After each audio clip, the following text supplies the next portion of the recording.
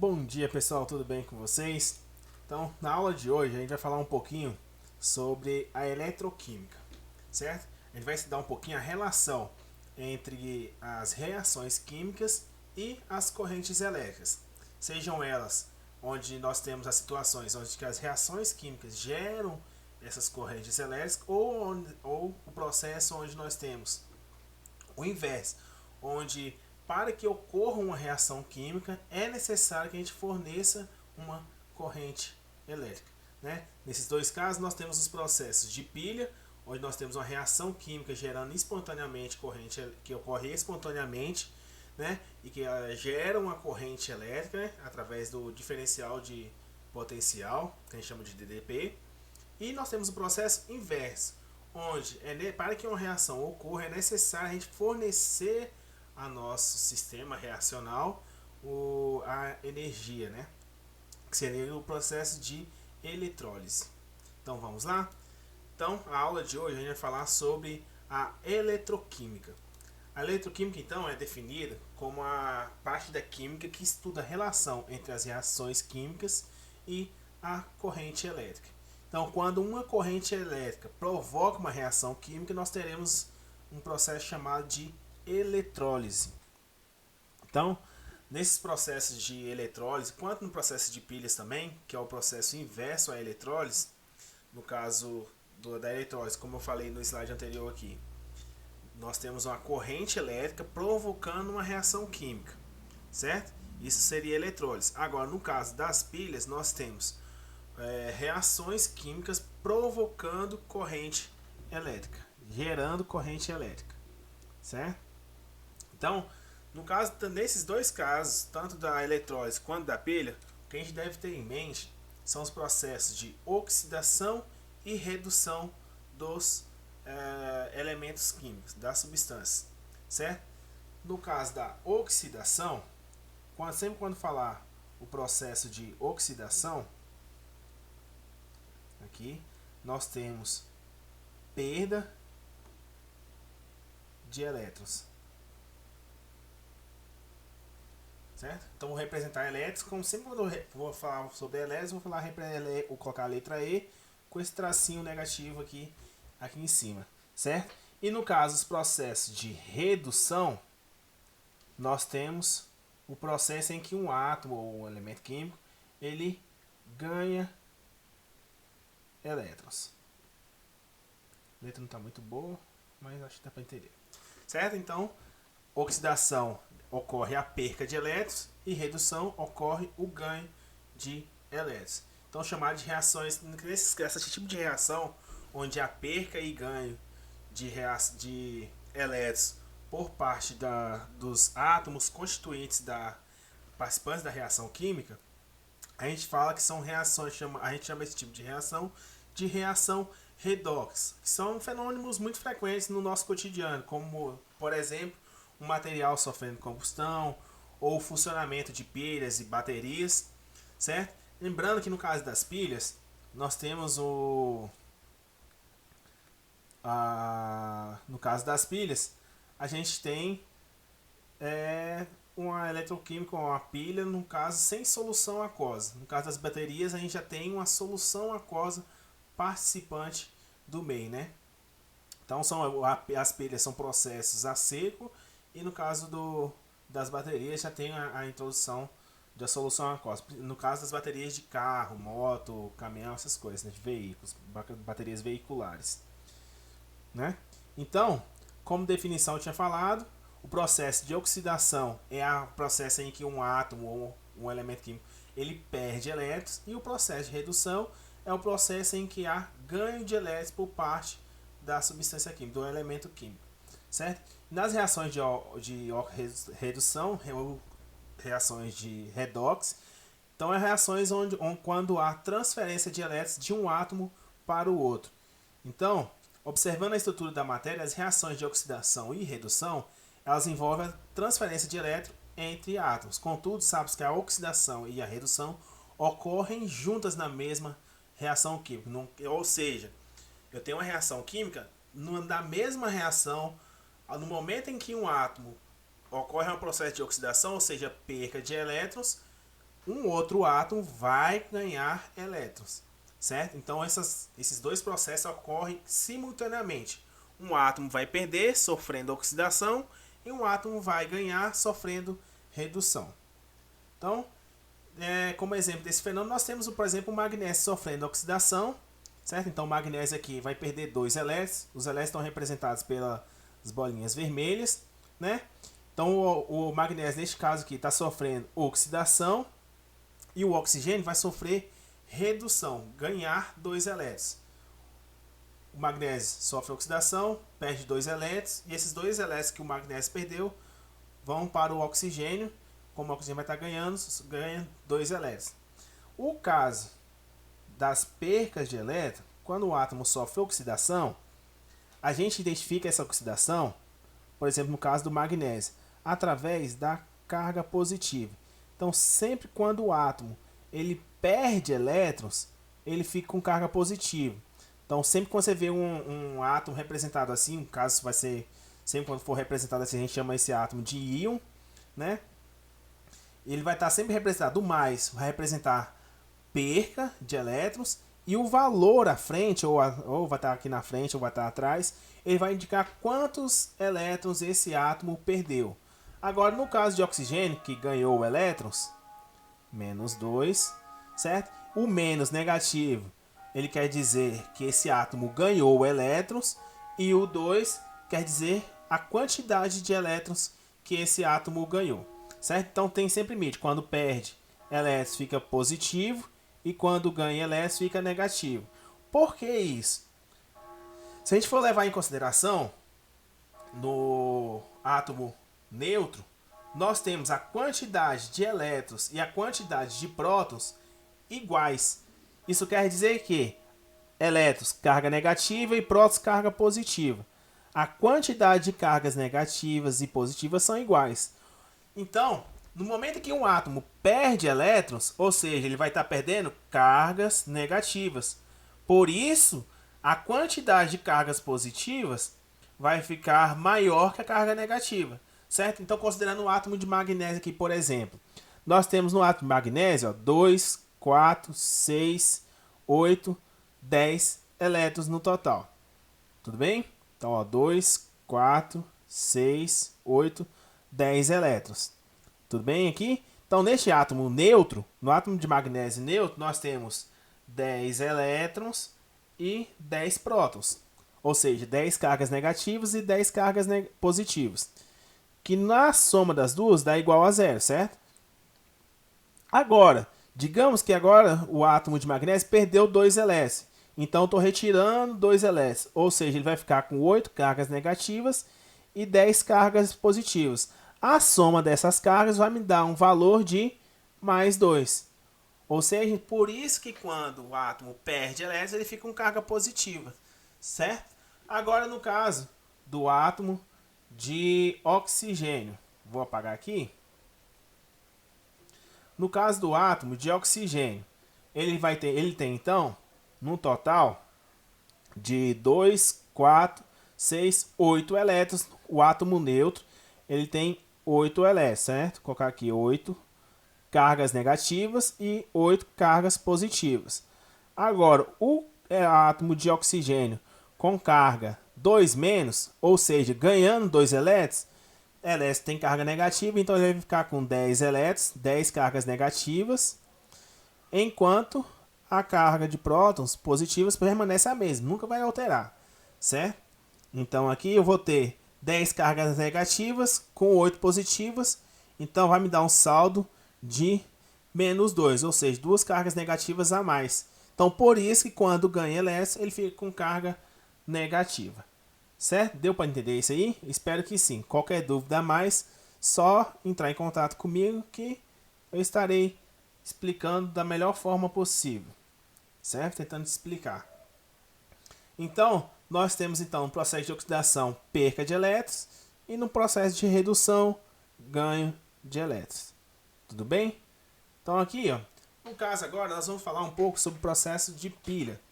A pilha mais conhecida que a gente fala é a pilha de Daniell, onde nós temos essa pilha se baseia na reação entre zinco e cobre, certo? No caso da reação entre zinco e cobre, neste caso aqui nós temos a zinco no estado sólido, certo? Ou seja, zinco neutro, 0. E aqui nós temos o cobre com NOx mais 2, certo? Aqui cobre 0 e zinco mais 2. Então o que acontece aqui? Nesse tipo de reação, isso é uma reação redox, ou seja, um átomo está ganhando e o outro átomo está perdendo. Então a gente faz a comparação entre o processo antes e depois, ou seja, no início da reação e ao final da reação. Então, no início da reação nós temos o zinco 0, ou seja, com a mesma quantidade de elétrons e de prótons, certo? E aqui no final nós temos zinco mais 2, ou seja, ele perdeu 2 elétrons, certo? Como o zinco perdeu 2 elétrons, ele é o átomo, o zinco é o átomo neste caso aqui, que está sofrendo oxidação, certo? E o cobre, ó, se a gente observa que ele era mais 2, ou seja, ele estava com 2 elétrons a menos, ele passou a cobre neutro. 2 cargas positivas a mais, né, no caso, né, como ele tinha perdido 2 elétrons, e agora ele passou a ter cargas iguais entre prótons e elétrons, ou seja, cargas positivas e negativas estão iguais, ou seja, ele teve que ganhar 2 elétrons aqui, ele ganhou 2 elétrons. Então, neste caso, o cobre ele está sofrendo redução.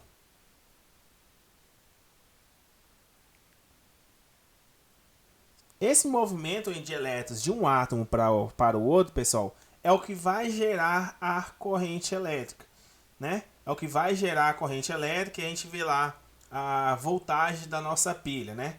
O quanto de energia essa pilha nossa é capaz de gerar.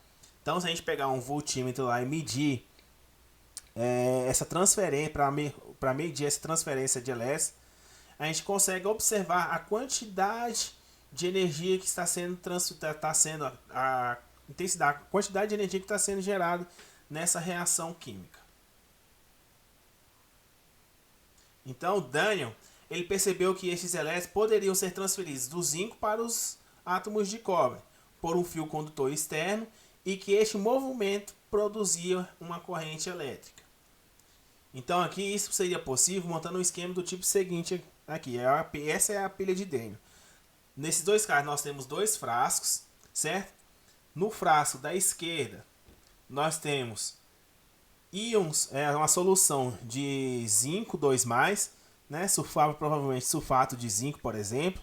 Nós temos presença de íons zinco 2+ em solução, como a gente pode ver aqui, ó. E mergulhado nessa solução nós temos uma barra de zinco, certo? Aqui no lado direito, nós temos o frasco com solução de provavelmente sulfato de cobre, que nos faz ter em solução íons cobre 2+. E mergulhado nessa solução, nós temos uma barra de cobre. O que acontece?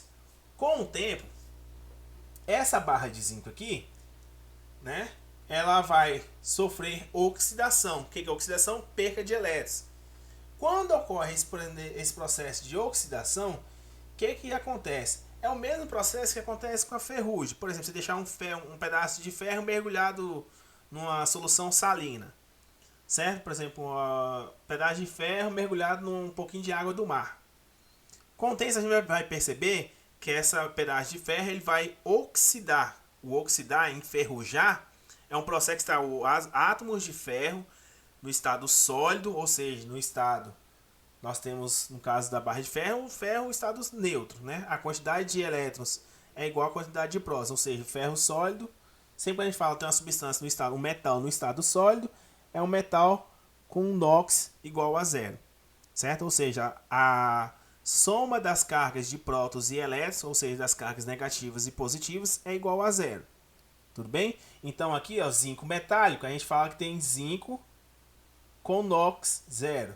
E o cobre metálico é o cobre com NOx estado 0. Tudo bem? O que acontece? Com o tempo, então, esse zinco, essa barra de zinco, ela vai começar a desgastar. Por quê? Ela vai oxidar, ou seja, o zinco vai perder elétrons e vai sair de zinco 0 para zinco 2+. Ou seja, a gente vai perceber que com o tempo essa barra vai desgastar e do outro lado nós temos a barra de cobre, que vai sofrer redução. Deste modo, quando um átomo sofre redução, a tendência é que os átomos, tá vendo? Esses íons em solução, oxidados aqui, eles tendem a sofrer redução, depositando na barra de cobre. Ou seja, com o tempo, a gente observa isso aqui, ó. A barra de zinco desgasta, nós vamos ter mais íons zinco 2+, em solução, né? Porque o zinco vai sair de 0 para 2+, então a gente vai ter uma concentração maior de zinco 2+ em solução, enquanto no lado do cobre, a gente vai ver uma deposição de cobre metálico, porque o cobre vai sair da solução, ele vai estar 2+ na solução e vai depositar na barrinha como o cobre metálico, cobre 0, certo? E essa transferência de elétrons, ou seja, o zinco vai estar perdendo elétrons, vai transferir esses elétrons para o cobre, que vai estar sofrendo redução, vai estar ganhando elétrons, certo? Esse movimento de elétrons aqui, que a gente pode medir através de um voltímetro, certo? Na pilha de Daniell, a gente vê representado também uma ponte salina. Essa ponte salina é só para fazer o controle dos íons em solução, certo? É para isso que ela serve. Então, o movimento dos elétrons em uma pilha é sempre do átomo que está sofrendo oxidação para o átomo que está sofrendo redução, certo? A gente pode representar essa pilha desta forma aqui também, certo? Polo negativo, ou seja, o polo que está sofrendo oxidação, né? Está liberando elétrons, que a gente chama de ânodo, né? E depois, do outro lado direito, a gente tem o polo positivo, que é o polo que sofre redução, o cátodo.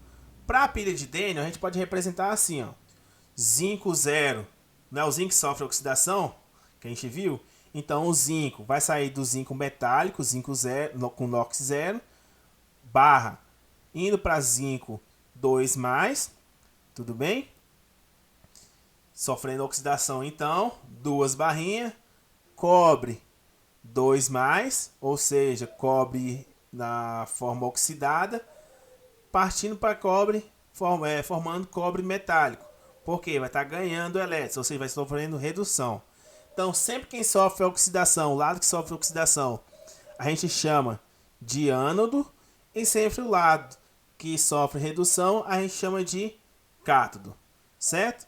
Carrete e anox. Ânodo sofre oxidação e cátodo redução. Anox, ânodo sofre oxidação e carrete, cátodo sofre redução. Então, os metais que fazem parte de uma reação de oxirredução têm uma tendência, certo? Ou a ceder ou a receber elétrons. Essa tendência a gente pode avaliar, determinar ela, através do potencial de eletrodo, que é medido em volts. Então, quanto maior for a medida do potencial de oxidação, maior é a tendência do metal ceder elétrons. Então, quanto maior for a medida do potencial de redução, maior a tendência do metal ganhar elétrons, certo? Potencial de oxidação vai tender a sofrer, a maior é a tendência desse átomo sofrer oxidação, ou seja, de perder, ceder, doar elétrons.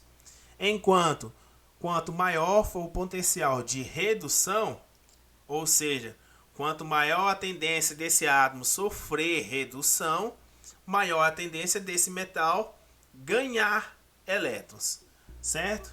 Receber elétrons. Então aqui a gente tem a tabela de potencial padrão de redução e potencial padrão de oxidação de alguns elementos químicos, né? De algumas substâncias químicas, certo? Então aqui a gente tem nessa tabela o estado reduzido, ou seja, o estado metálico dessa substância, e o estado oxidado. Estado reduzido, NOx 0, NOx 0. Estado oxidado vai depender de cada substância, né? cada estado oxidado vai depender de quantos elétrons essa substância vai estar perdendo ou ganhando. Tudo bem? Então aqui, ó, do lado esquerdo, nós temos o potencial de redução. Tudo bem? Ou seja, a tendência que esses átomos têm de sofrer redução. Enquanto do lado esquerdo, nós temos o potencial de oxidação. Ou seja, a tendência que esses átomos têm de sofrer oxidação. E aqui, nós temos a tendência, a ordem de quanto maior o potencial de redução. Ou seja, a ordem de crescimento do potencial de redução. Ou seja, quanto mais positivo for o valor do potencial de redução, maior é a tendência desse átomo sofrer redução, certo? Ou seja, o átomo de flúor, ele tem uma tendência maior de sofrer redução que o átomo de, por exemplo, de lítio, certo? Tem um menor potencial de redução comparado ao átomo de flúor. Ou seja, quem está mais para a parte de baixo da tabela aqui, ó, tem maior tendência de sofrer redução. Tudo bem? Ou da mesma forma, quem está mais para cima da tabela tem menor tendência de sofrer redução. Da mesma forma, aqui do lado direito nós temos o potencial de oxidação. Ou seja, esses átomos têm maior, tá com valor mais positivo aqui, eles têm maior tendência de sofrer oxidação. Tende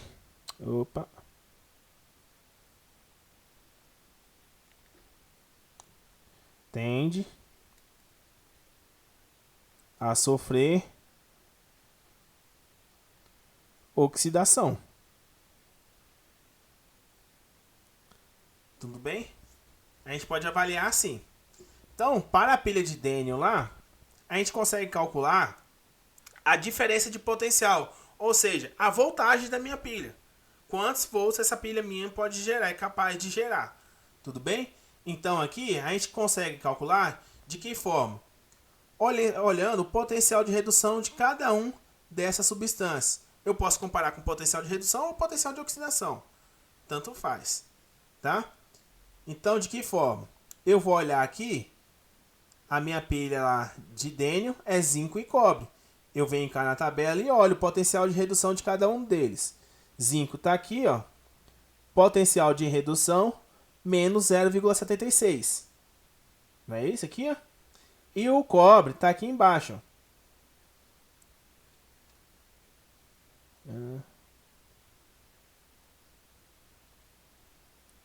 Cobre está aqui embaixo, 0,34.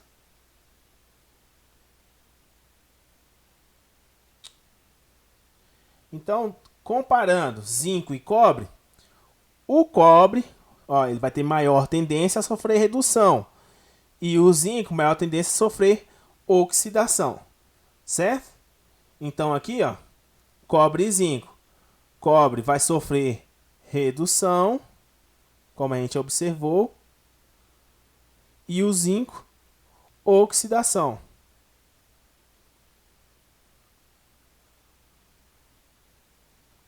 Certo? Então, como o cobre tem um maior potencial normal de redução, ele vai ganhar elétrons sofrendo redução. E o zinco vai perder elétrons sofrendo oxidação. Tudo bem? O que acontece? Eu vou somar essas duas semicélulas. Ou seja, cada uma dessas reações aqui, tanto para o zinco como para o cobre, a gente chama elas de reações de semicélulas, né? Que são partes da reação global. A reação global ela vai ser dada pela soma das semicélulas de oxidação e de redução. Então a gente vai observar que nessa forma aqui direta da reação, ou seja, no sentido direto, zinco 2+ para zinco, o zinco vai estar sofrendo oxidação, certo? O que eu vou fazer? Eu vou reescrever a reação química no sentido inverso. Então eu vou mudar. Ó. Eu coloco zinco formando zinco 2+, porque aqui ele vai estar saindo de NOx 0 para NOx mais 2. Tudo bem? Então aqui eu vou ter a oxidação. Ó, ele perdeu 2 elétrons.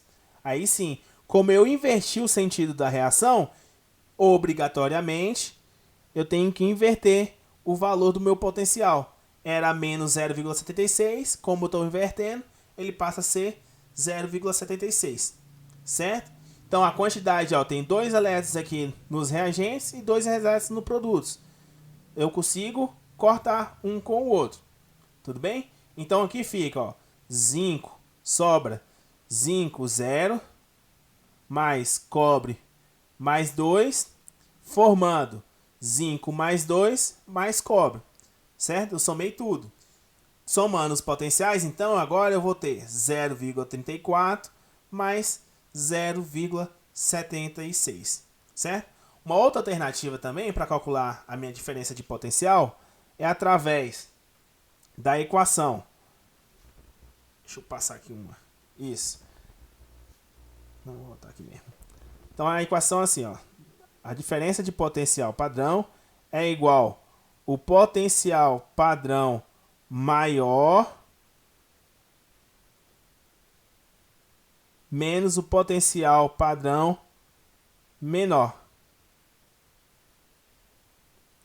Certo? Então aqui, se a gente comparar os potenciais padrões, ó, o potencial padrão maior é o do cobre, 0,34. Não é isso? 0,34 e menos 0,76. Então aqui fica mais 0,34 menos 0,76. Certo? Então meu potencial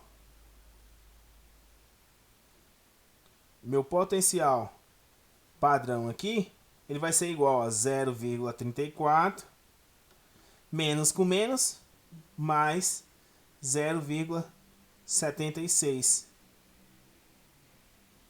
Então meu potencial padrão é igual a mais 1,10 e a unidade sempre vai ser volt, certo? Ou eu posso fazer olhando as semicélulas, ou posso pegar só pelo potencial padrão, certo? Lembrando, aqui eu usei o potencial padrão de redução, mas eu posso utilizar também o potencial padrão de oxidação. Então, sempre que eu pegar o potencial padrão de redução, eu vou ter que fazer todo o meu raciocínio utilizando o potencial padrão de redução. Sempre quando eu quiser pegar o potencial padrão de oxidação, todo o raciocínio utilizando o potencial padrão de oxidação. Tudo bem? Então aqui a gente tem um exemplo. Conhecendo as seguintes semi-reações e os seus potenciais padrão de redução abaixo, determine a diferença de potencial, a DDP, da pilha formada pelos eletrodos indicados. Então, neste caso, nós temos estanho, o SN, e prata, certo? E nós temos os valores potencial aqui, neste caso de padrão de redução, certo? Então, comparando aqui, ó, a gente vai observar aqui, a prata, ela tem o maior potencial, ó, mais 0,80. Ou seja, isso significa que se ela tem o maior potencial de redução, ela vai sofrer redução. Se ela vai sofrer redução, o estanho sofre oxidação por ter o menor potencial de redução. Certo? Então a gente poderia utilizar pela semicírculo ou calcular direto pela diferença de potencial. Ela vai ser igual potencial padrão maior menos potencial padrão menor. Então, potencial padrão maior, no caso, é o da prata, não é isso? Então, eu vou ter da prata aqui mais 0,80 menos potencial padrão menor, que no caso é do estanho, menos 0,14. Então, o potencial padrão da minha pilha, ele vai ser igual a 0,80 menos vezes menos, mais 0,14.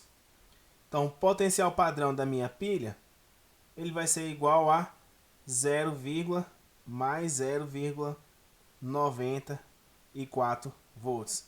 Resposta certa, letra D. Tudo bem? Então aqui, vou apagar. O potencial de redução da prata é maior que do estanho. Então a prata, como eu tinha dito, a prata sofre redução e o estanho sofre oxidação. Aqui calculando pelas semicélulas. Então aqui, ó, ele inverteu no exercício. Ele inverteu a reação, ó. Tava estanho 2 mais 2 elétrons, formando estanho 0. Certo? Como é o estanho sofre oxidação, eu vou pegar a reação de semicélula de redução e vou inverter. Inverti, eu inverto também o valor. Tava negativo, virou positivo. Certo? Então aqui a soma dos dois é igual a 0,94. Aí, ó. Certo? Resposta certa, letra D. Tudo bem? Então, uma coisa importante a se dizer também, no caso das pilhas, a gente focou mais no processo de pilhas, neste caso aqui. Tudo bem? Então, no caso das pilhas, o que a gente faz? O que vocês em casa, vocês fazem com as pilhas usadas de vocês? Vocês levam numa, sei lá, farmácia, numa loja de eletrônicos para descartar? Ou você joga no lixo, joga qualquer na rua mesmo, onde tiver, ou deixa lá no cantinho lá de casa, lá tá tudo dentro de casa guardado, certo? Se você descarta esses materiais desse tipo no lixo comum, vocês podem estar colocando a própria vida de vocês e a vida de outras pessoas na comunidade de vocês em risco. Por quê? Essas pilhas e baterias, elas têm alguns materiais tóxicos para a saúde humana, como estanho, lítio, bário. Então, esses metais em contato com lençóis freáticos, com solo, eles podem trazer alguns tipos de contaminação para a saúde humana. Então é necessário que vocês descartem esses tipos de materiais, pilhas, baterias, tanto de aquelas pilhas AA, né, que é as pilhas de controle, essas coisas, quanto baterias também, baterias de moto, de carro, elas têm que ter um descarte certo, porque esses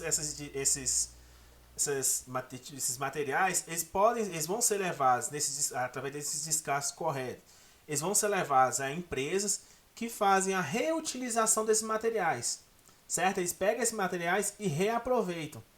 Então, esses materiais não vão ser descartados na natureza, eles vão sofrer um processo de reutilização, de reciclagem. Certo, pessoal? Então, a nossa aula de hoje acaba aqui.